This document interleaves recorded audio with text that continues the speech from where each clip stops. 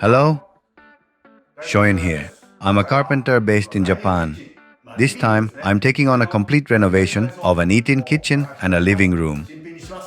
I'll be replacing the sink and cabinets, ceilings, and floors using the same flooring for the eat-in kitchen and living room.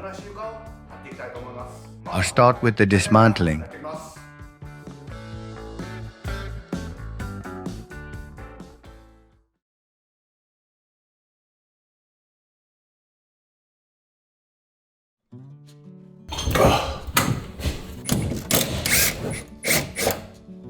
This is our home, and we've been thinking about renovating it for years. It's been nearly 40 years since I built it, and we've never done any major updates. We wanted to remodel the 3.3 square meter bathroom because it's cold. But the kitchen was outdated too, and we'd been talking about making changes there for a long time. In the end, since I'm the one doing the work, it took a while to make the decision. If we could have hired someone else, we might have finished it sooner, but it ended up taking us 10 years just to get started.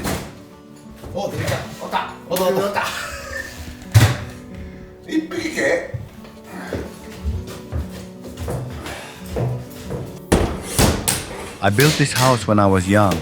Looking back, maybe it wasn't the best idea to rush into building so early, because now I have to fix it when I'm older.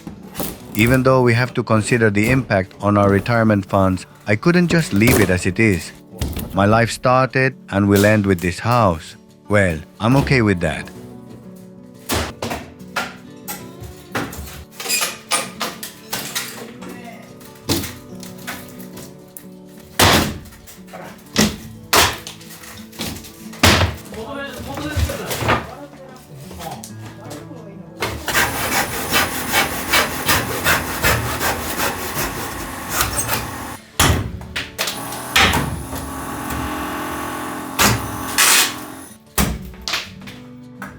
As I'm dismantling the parts I built 40 years ago, it brings back a lot of memories. I find myself remembering things like, oh, I did it this way, or I struggled with that over there. It's funny, sometimes I can't recall what I did yesterday, but I remember what happened 40 years ago, especially the kitchen tiles. I chose and installed them myself thinking they'd look great. But for 40 years, my family has told me the color was too flashy and didn't match. Now, I'm relieved that I won't have to hear those complaints anymore.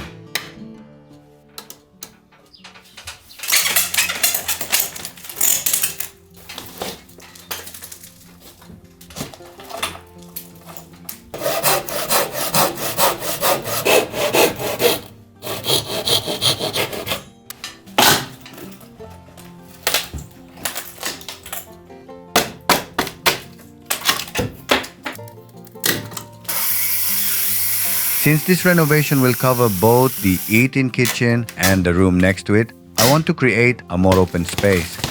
Back when I built this house, there were only a few walls, which meant we used lots of doors.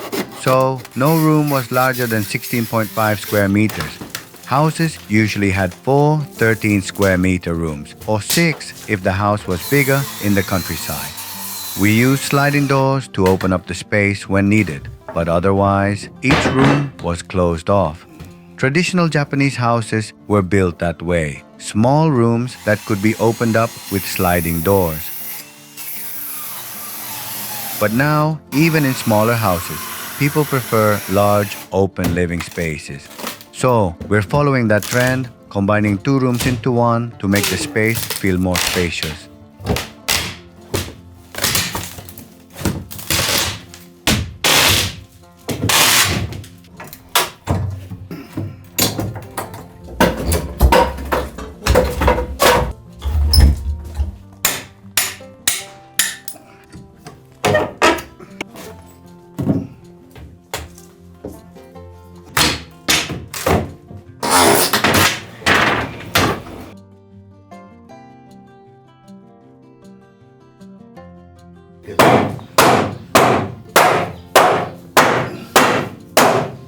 After the dismantling, I'll move on to the floors. Back then, the rafters used as floor joists were large, almost 3 times as large as today's, but there was no insulation.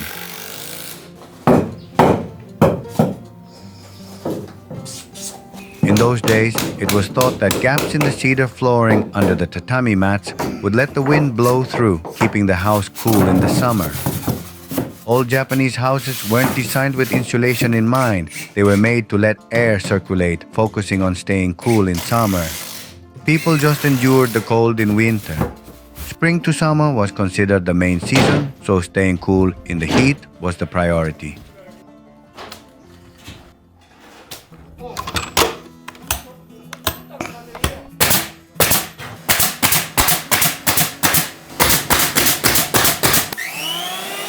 The large beams I used for the floor joists were solid and I wanted to reuse them. But running them through the jointer and planer would have damaged the machines. So, unfortunately, I had to get rid of most of them. Though I did manage to save about 4. I hope those beams are happy to stay as part of the house.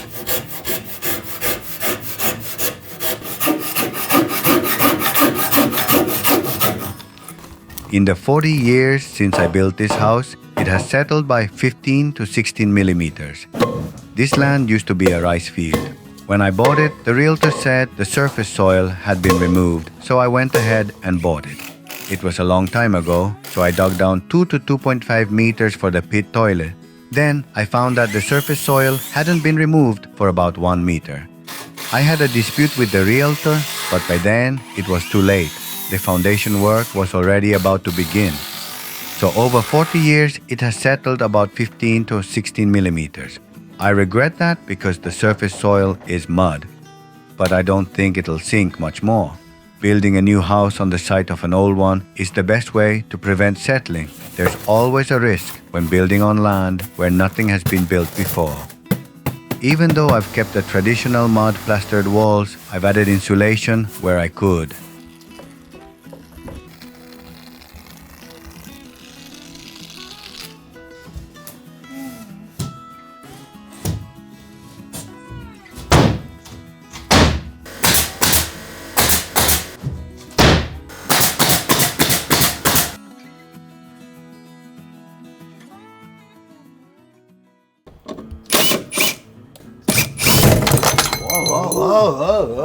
Next up are the window and door frames. Back in the day, single-pane windows were standard, so condensation was a common issue due to temperature differences between indoors and outdoors.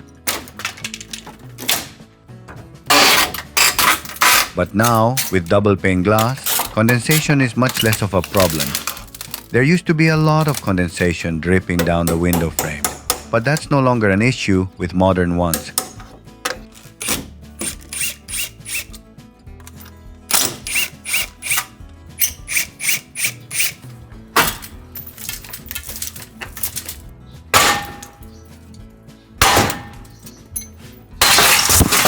Modern houses typically have vinyl window frames.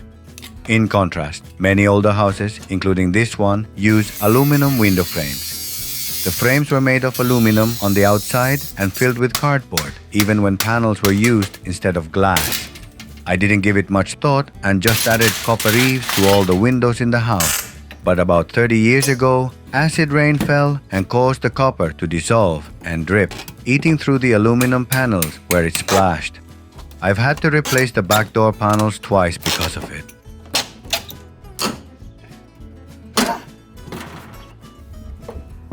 Fortunately, acid rain isn't a problem anymore, so the copper panels are holding up fine.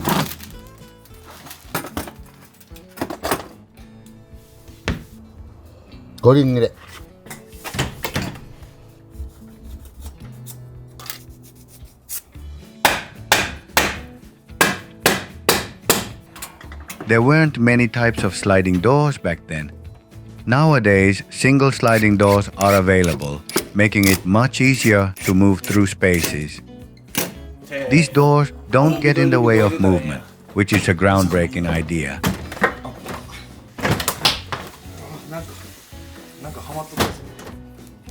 I also installed a large bay window in front of the kitchen.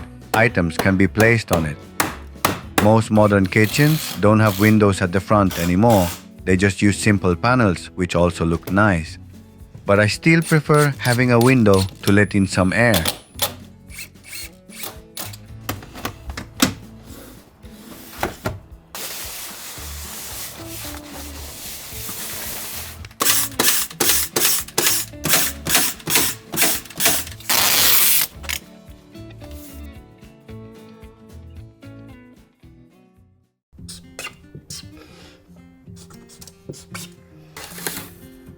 I changed the back door to a single sliding one, but I couldn't fix the design where the kitchen door is set a step lower.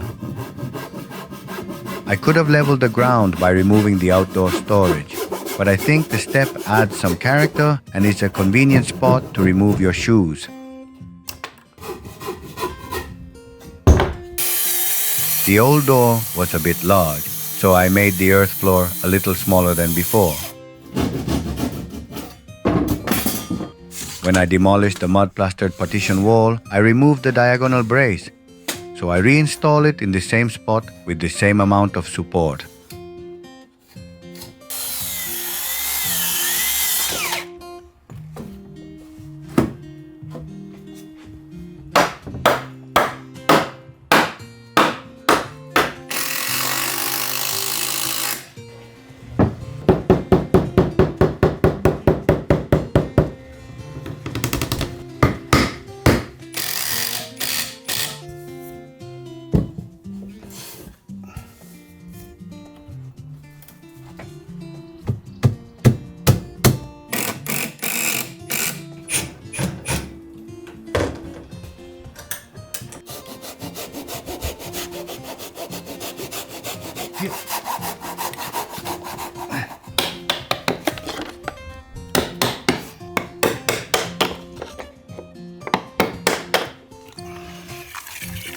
Laying the first row of floorboards during a renovation takes a lot of time. Even when building new, the first row is crucial and it should be installed thoroughly straight. Since the new boards are being attached to the old structure, I have to be extra careful with the first floorboard.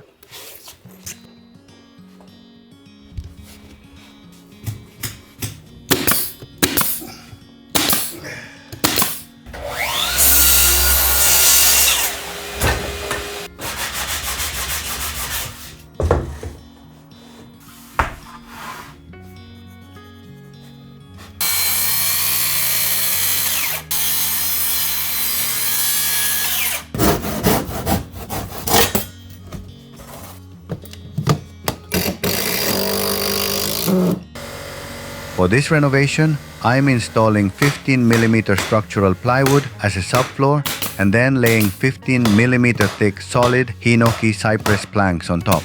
The widest planks I use are 150mm. The wider the planks, the more likely they are to shrink. I'm not sure if it was the best choice, but it looks beautiful. I installed 15mm solid hinoki planks.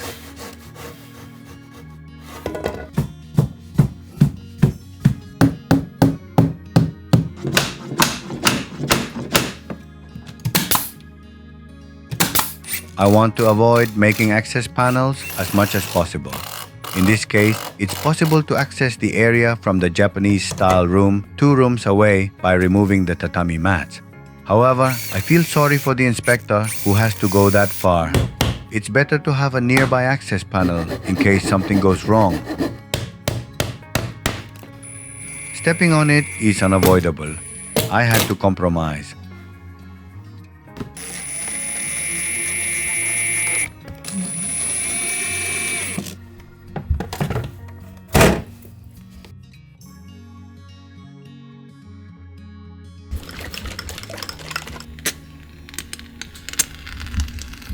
I'm planning to install fiberglass insulation in the ceiling and walls.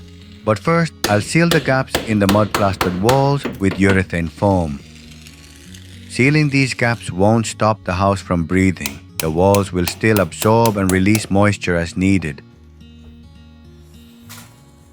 The foam just stops the drafts from coming through directly.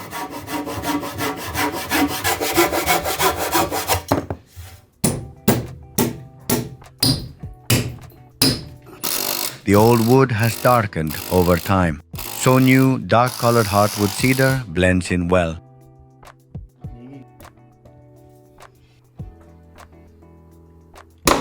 Before working on the ceiling, I tighten any loose plugs on the long tenons, bolts for angle braces, and hagoita bolts.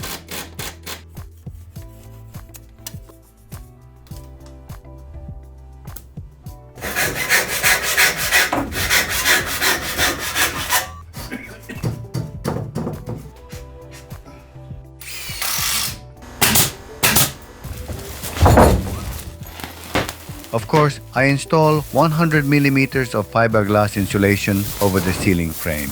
I lay it as neatly as possible without gaps.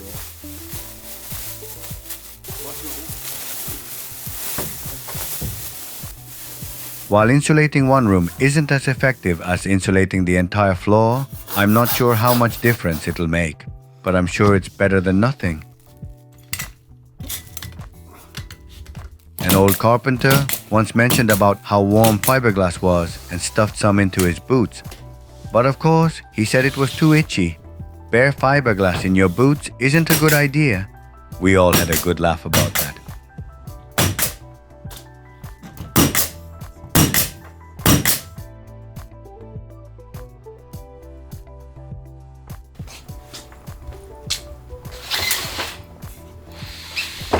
One of the troublesome parts of a renovation is dealing with the walls. The key to a good renovation is getting the walls plumbed quickly, accurately, and smoothly. This is where a carpenter's skills really come into play. Personally, I'm not the best at renovations, so I fix it the basic way.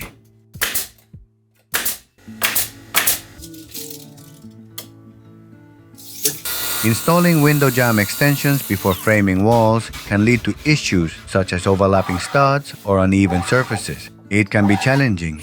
So I begin by rough framing the wall, whether it's one side with corners, 3 sides, or all 4. Then I measure each side of the window and door jamb extensions based on that. It's the best way to avoid mistakes. For this project, I'm using dark colored quarter sawn cedar for the jamb extensions. Quarter sawn cedar is less likely to warp and is easier to work with.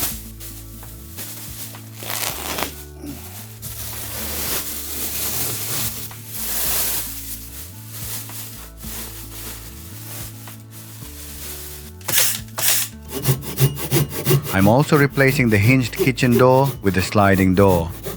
It's difficult to remove the original door frame where the 2 rooms meet, so I attach new wood to the old frame as jambs and create a single door jamb.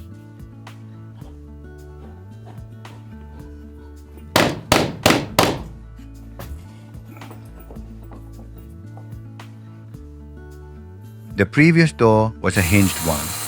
While hinged doors have their advantages, they can slam shut if a draft blows through from the front door or another area. It makes a loud noise and the vibration affects the next room. That's why we're replacing it with the sliding door.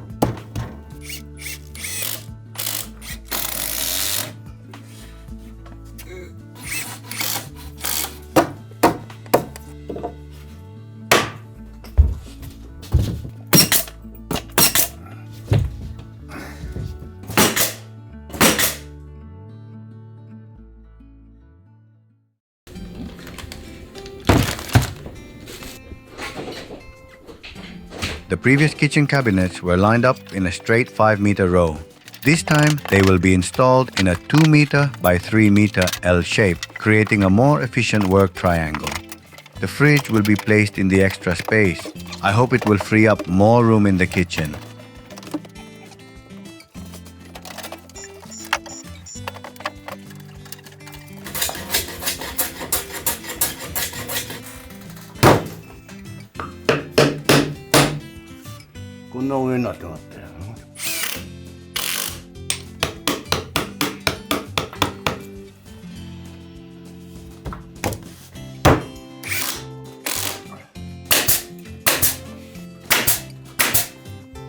Our kitchen has doorways on 3 sides, with a wall on the remaining side.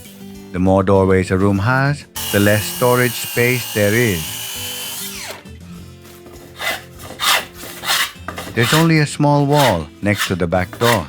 It may make the kitchen feel narrow, but I'm building a small shelf there. It won't hold much, but it should add a nice decorative touch.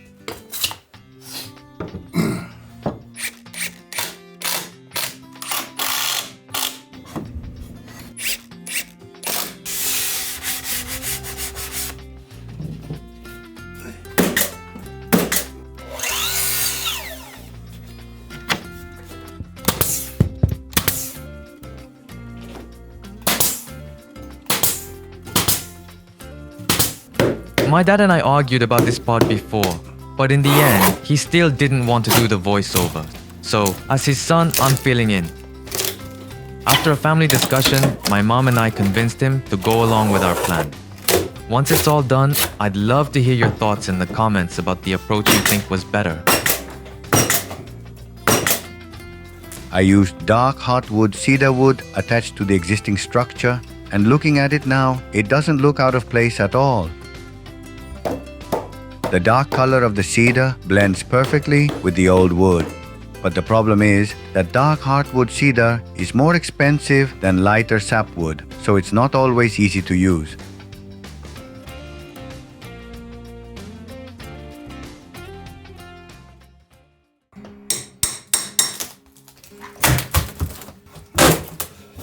The kitchen is now finished. Next, I'm converting the closet in the adjacent room into a storage space. There used to be a TV and other things in here. I doubt everything will go back in, but I'm trying to make it a stylish storage space.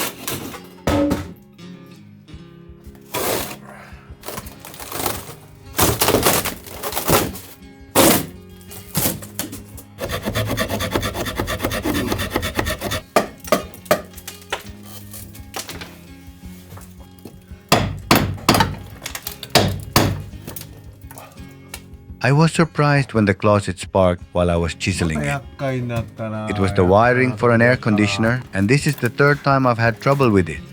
Hopefully, this will be the last time, since I won't be doing any more work on this.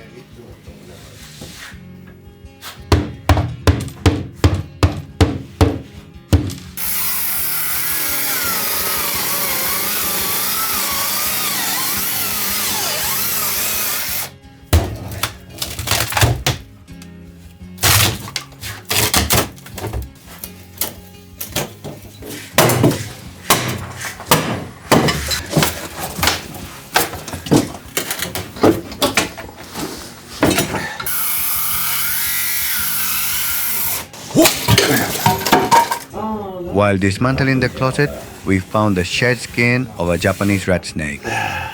This huge snake used to slither in and out of the crawl space. The skin was fully intact from the tip of the tail to the head, mouth, and eyes. The snake had hooked its tail on a joist and shed its skin. It was surprising, but I'm glad I found it.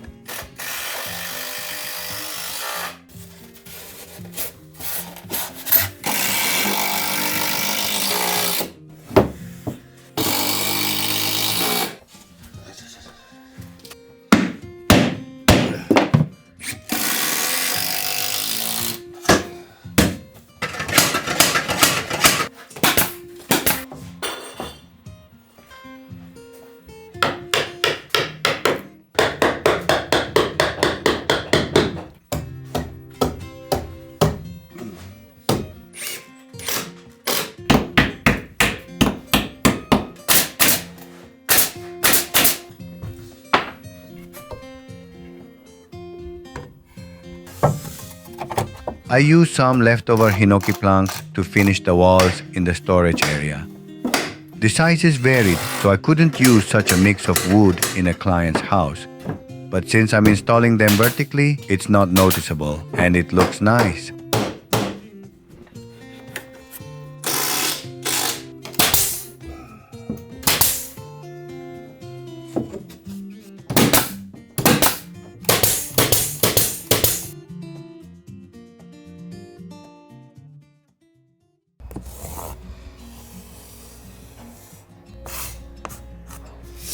난ここにも欲しい感じですね。ここやろここ立てるね。ほらもう引っかかったんけ。 The final task is to build storage shelves and a TV stand using some wood I had on hand. The wood is thick and large, but I'll use anything that I have. The quality is perfectly fine because it's Kiso cypress. The wood will have a beautiful sheen after being hand-planed, and it's easy to work with. I'm hoping to make something nice out of it. Kiso hinoki is known for its sheen and resilience. When you plane it, even the knots turn out beautifully with a reddish hue that's different from other woods. Its luster is unique and it has fine growth rings from growing slowly over time. Kiso cypress grows in the cold mountain regions of Nagano. Slow-growing trees like these are valuable, similar to Yakusugi cedar, which also have fine growth rings. Like Yakusugi, Kiso cypress is considered valuable wood. But the piece I'm using isn't high quality because it's just naughty Kiso cypress milled into a plank. Still, I like it.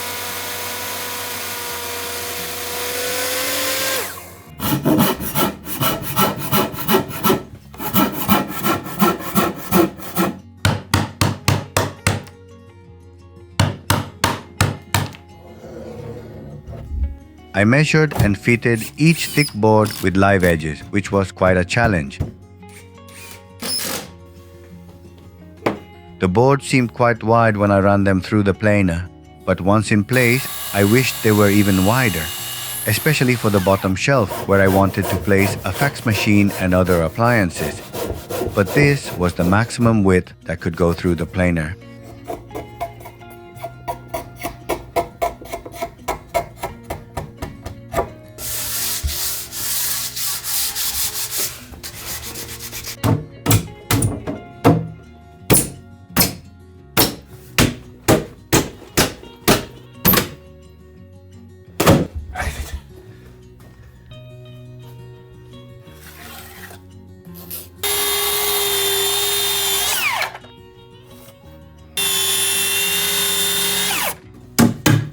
I was a bit concerned about how the angled TV stand would fit, but I'm relieved it turned out well.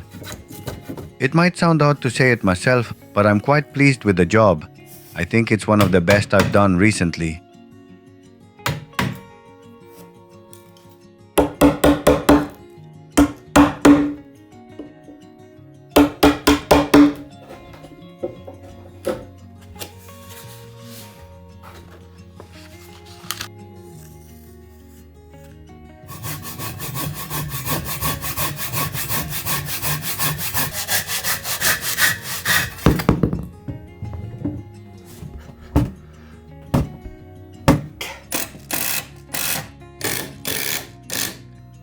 Now that the storage shelves and TV stand are finished, I'm remaking the kamidana with a new board.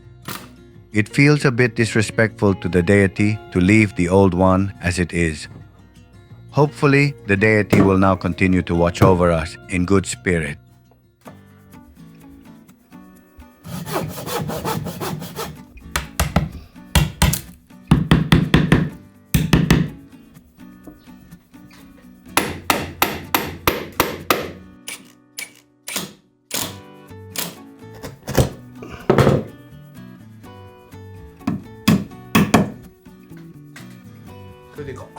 Finally, as a little extra, I'm making a hat rack.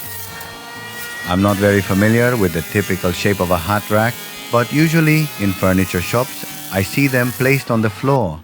This time, I'm using a branched log I had left over from a project a few years ago. Branches stick out on one side. By attaching it to the wall, I thought we could hang hats and small items. I wasn't too particular about the design, so I just used it to build a hat rack.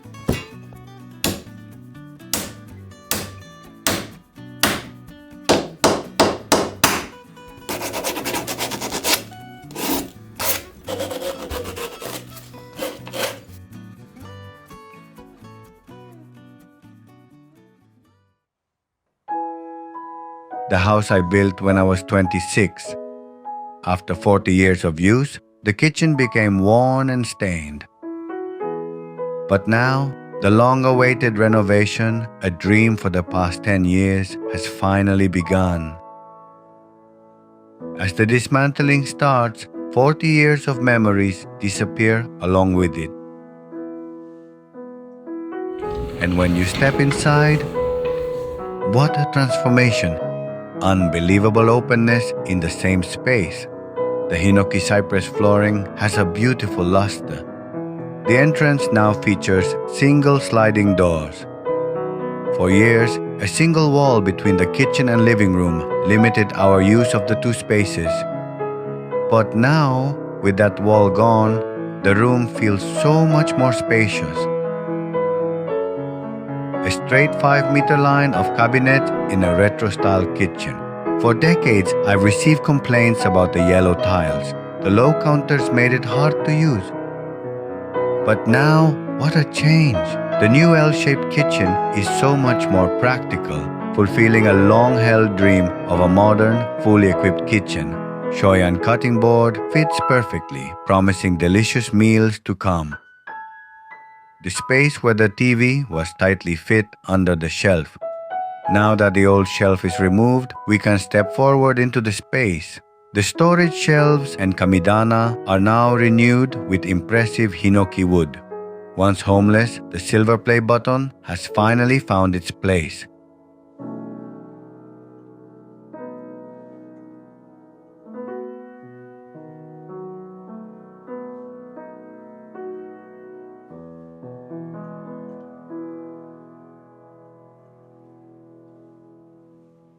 With that, the eat-in kitchen and living room renovation is complete. At first, I thought I could finish in 2 weeks, but one thing led to another, and it ended up taking a month. Thanks to that, this space now looks as good as new. My wife is very happy. She might even start cooking delicious meals for us. I placed the monkey pod table we've been using, and its presence really adds something special. Even though this area turned out great, there's still a lot of work left to do in the house. The bathroom needs fixing and the exterior walls are deteriorating. So far, we've only renovated about 20% of the house, but I'm glad we finished this part. The renovation of the eat-in kitchen and living room is now complete. Thanks for watching.